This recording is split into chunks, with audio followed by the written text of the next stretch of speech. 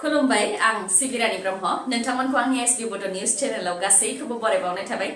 नोंथांमोननि थाखाय आं गोदान मोनसे भिडिअ लानानै फैबावबाय अन्नानै भिडिअखौ जोबजासिम नायलांदो हायर सेकेन्डारि आनजादाव फेल जानायनि थाखायनो सासे बर' फरायसाया गावनि जिउखौ फोजोबस्रांनानै लाबाय थांनाय 6 जुनाव फोसावनानै होनाय हायर सेकेन्डारि आनजादाव फेल जादोंमोन विजय रन्जन बर' बिथाङा जायनि थाखाय बिथाङा गोदोनायाव दौलेंफानानै गावनि जिउखौ फोजोबस्रांनानै लादों विजय रन्जन बर'आ दरं जिल्लानि दलगावनि बाथाबारिनि थागिबि बिफानि मुङा मंगल चन्द्र बर' गावनि जिउखौ फोजोबनानै लानायनि सिगां गांसे लाइजाम लिरनानै गालांदों विजय रन्जन बर'आ लाइजामाव लिरनाय बायदिब्ला निमाहा हो आफा बे लामाखौ लानायनि थाखाय आं आनजादखौ मोजाङैनो लिरदोंमोन नाथाय माबोरै फेल जाखो आं मिथिनो मोनासै बेखौ लिरनानै गालांदों बिथाङा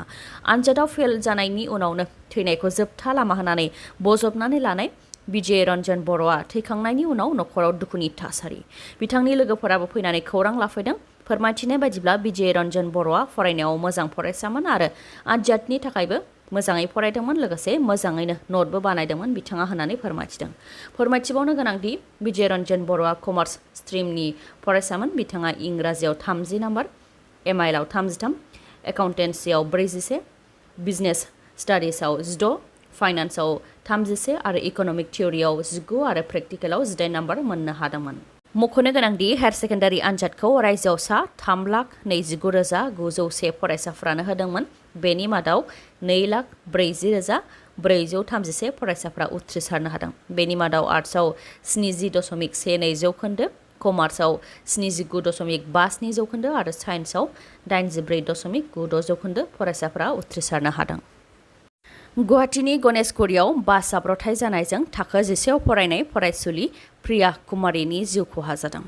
थैनाय प्रिया कुमारीया लिटिल फ्लावर स्कुलाव फरायनाय फरायसामोन जेराव बिथाङा गावनि बिब'जों स्कुटिजों फरायसालि फारसे फैगासिनो दंमोन बेयावनो रयेल ग्ल'बाल स्कुल बासनि सिङाव हाबनानै हुख्रेम जादों जायजों प्रिया कुमारीनि जिउ खहा जादों आरो बिब'आ जोखोम जादों लोगो लोगो बिथांखौ फाहामथायनि थाखाय उनाव देहा फाहामसालियावबो थिसननाय जादों बे जाथाया फुंनि 8:10 समाव जादों ओजोंहाय रयेल ग्ल'बाल स्कुल बास सालायग्रा बिपुल बर'खौबो पुलिसा हमदों बासआ सौख्रांनायनि थाखाय बे जाथाया जानो मोन्दों होननानै अजद होनायखौ खौरां बिजोङाव नुनो मोननाय जादोंमोन नाथाय सीसीटीवीआव नुजाथिनाय बायदिब्ला स्कुटिया गोख्रैथिजों फैनानै बासखौ बारनो नागिरदोंमोन बेयावनो लामा गेजेराव हाखर थानायनि थाखाय हाखरखौ एरायनानै थांनो नागिरनायावनो स्कुटिया गोग्लैदों बेनि उनाव बासनि उननि साखाजों हुख्रेम जादों गिबि मन्थ्रि बिथाङाबो बे खोथाखौनो बुंथिदों स्कुटिया रं साइडजों खारनाय आरो लामायाव हाखर थानायनि थाखायनो बे जाब्रथाया जानो मोन्दों होननानै फोरमायथिदों डक्टर हेमन्त बिश्व शर्मा बिथाङा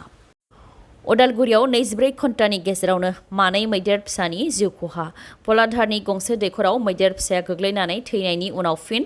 बादलापारा साहा बागानाव थानाय दैखराव मैदेर फिसाया गोग्लैनानै थैदों जाय मैदेर फिसाया दान 3-4निल'मोन ओनसोलनि रायजो राजा आरो हाग्रा बिफाननिफ्राय फोरमायथिनाय बायदिब्ला गुदुं दुंखावनायनि थाखाय हाग्रायाव दैनि आंखाल जानायलाय दै लोंनो थाखाय मैदेरफोरा हाग्रानिफ्राय मानसि थानाय जायगायाव ओंखारबोदों जायनि थाखाय मैदेर फिसाया दैखराव गोग्लैनानै थैनो गोनां जादों सिगांनि समफोरावबो मैदेरा सुबुं थानाय जायगायाव दै नागिरनो थाखाय बेबायदि फैदोंमोन आरो दैखर रिंखौ मैदेर बिमाया सिफायनानै फिसानि थाखाय दै लोंनो राहा खालामनानै होदोंमोन बेनिखायनो हाग्रायाव जाहाथे जिब जुनारफोरनि दै लोंनायनि थाखाय गेदेर हाखर जावनानै होयो बेनि थाखायबो सोरखारनिसिम खावलायहरो बिथांमोनहा गोजोन्थाव खौरां धेमाजि जिल्लानि अरुणा नार्जारिया मुम्बाइआव खुंजानाय मिस्टार मिस मिसेस आरो किड्स भिलेजआ इन्टारनेशनेल बादायलायनायाव देरहासार जानो हादों बिथाङा देरहासार जानो हानायजों लोगोसे ब्रेन्ड एम्बासाडर महरैबो सायख'जानो हादों रिपर्टनि बायदिब्ला बे बादायलायनायाव भारतजों लोगोसे केमेरुन आफ्रिका श्रीलंका आरो आफगानिस्तान हादरनिफ्रायबो बाहागो लाफैदोंमोन जेराव बिथाङा देरहासारनो हानायजों लोगोसे ब्रेन्ड एम्बासाडर महरैबो सायख'जानो हादों मख'नो गोनांदि अरुणा नार्जारि बिथाङा धेमाजि जिल्लानि सिङाव थानाय दिपा गामिनि थागिबि बिफानि मुङा भारत नार्जारि आरो बिमानि मुङा महेश्वरी नार्जारि बिथांनि देरहासारनाया हादरजों लोगोसे ओनसोलनि गोग्गानाय लाबोदों ट्राइबेल बेल्ट एन्ड ब्लकआव आयेन बेरेखायै हा आवग्रिनानै थानायखौ होस्रांनांगौनि दाबिजों फैगौ 12 जुनाव धरना हाबाफारि लानो हांख्रायदों दावराव देख्रेब नार्जारिया बड'लेण्ड सोमावसारनायनि गिबि मुंख्लं सुजित नार्जारि थैनाय सानखालिनो क'क्राझार गभर्नमेन्ट हायार सेकेन्डारि स्कुलनि फोथाराव धरना हाबाफारि हांख्रायदों जेराव रायजो राजाफोरजों लोगोसे माहारियारि आफादफोरखौबो बाहागो लाफैनो थाखाय खावलायहरदों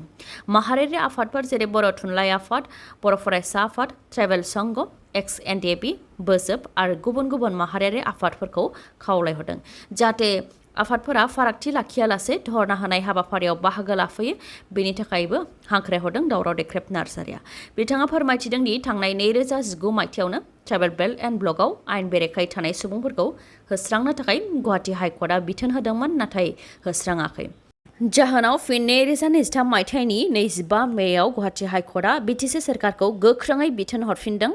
बेनिखायनो जाहाथे बे खाबुखौ जों बयबो रायजो राजाफ्रा लायो गाव गावनि हाखौ रैखाथि होनो थाखाय जों बयबो जाहाथे बाहागो लायो बेनिखायनो सोरखारखौ नारसिननो थाखाय बे धरना होनाय हाबाफारिखौ लादों होननानै फोरमायथिदों दावराव देख्रेब नार्जारिया। नाथाय ट्राइबेल बेल्ट एन्ड ब्लकआव आयेन बेरेखायै थानाय सुबुंफोरखौ होस्रांनो थाखाय आसाम सोरखार आरो बिटिसि सोरखार मोन्नैबो सोरखारानो गोसो गैया होननानैबो बुंथिबावो बिथाङा। जाहोनाव थगाय थसि खालामनानै समफोरखौ बारहोगासिनोसो दं। बिटिसिनिफ्राय आयेन बेरेखा थानायफोरखौ होस्रांनो थाखाय सोरखारखौ बुङोबा सोरखारा बेनि हेंथायैसो बुंथियो। गुबुन हारिनि गेजेराव दावराव खालामहोनो नागिरदों होननानै बुंथियो। बेनि अनगायैबो बिटिसिनिफ्राय रावबो हारिखौनो ट्राइबेल बेल्ट एन्ड ब्लकनिफ्राय होस्रांनाय जानाय नङा होननानै उदाङैसो बुंथियो होननानै दावराव देख्रेब नार्जारिया फोरमायथियो। गावनि मोजां मोननायखौ बुथारनानै थुख्रा थुख्रि खालामनानै प्रेसार कुकाराव रुदों। नाथाय एसेबां गिख्रंथाव खामानिखौ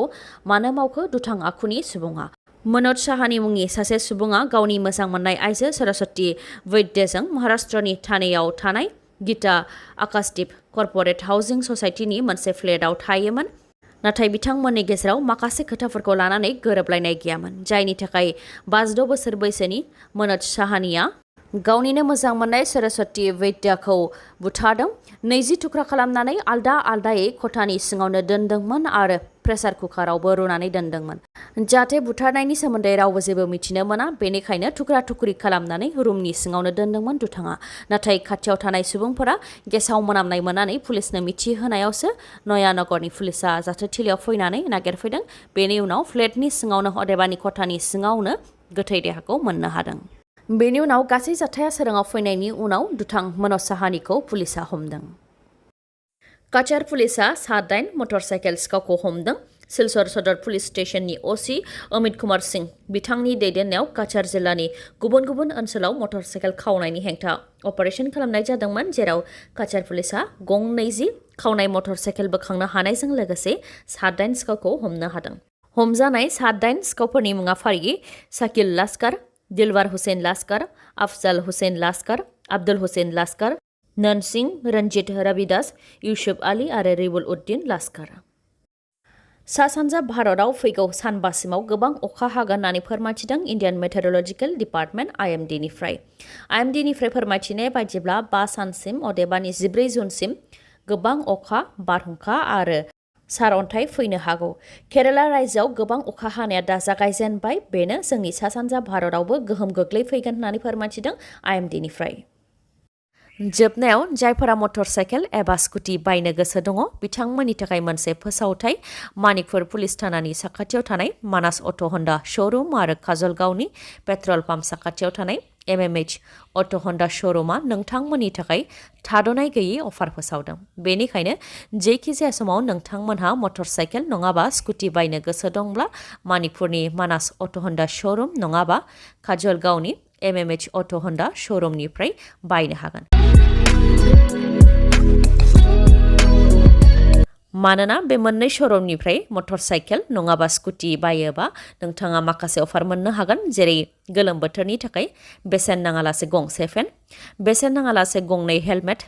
गोजाम मटर साइकेल नङाबा स्कुटिखौबो नोंथाङा सोलायनानै गोदान मटर साइकेल नङाबा स्कुटि लाबोनो हागोन। बेफोरनि अनगायैबो खम डाउन पेमेन्टआवनो मटर साइकेल नङाबा स्कुटिखौ नोंथाङा मोननो हागोन। मानिकपुर पुलिस थानानि साखाथियाव थानाय श'रुमनिफ्राय मटर साइकेल नङाबा स्कुटिखौ नोंथाङा बायनो लुबैयोब्ला 70026012555 नङाबा 9101272776 बे नाम्बाराव कल हरनानै सावरायहरनो हागोन। नङाबा काजलगावनि श'रुमनिफ्राय बायनो गोसो दंब्ला 8011277099 नङाबा 8720957824 बे नाम्बाराव खौरां लाहरनो हागोन। दिनैनि भिडिअआ एसेनोसै गाबोन आरो गोदान भिडिअजों लोगो मोनफिनबावगोन नोंथाङा दासिमबो आंनि चेनेलखौ साबस्क्राइब खालामाखैबा अन्नानै साबस्क्राइब खालामदो लोगोसे लाइक कमेन्ट आरो शेयार खालामनो दाबाव गोजोन्थों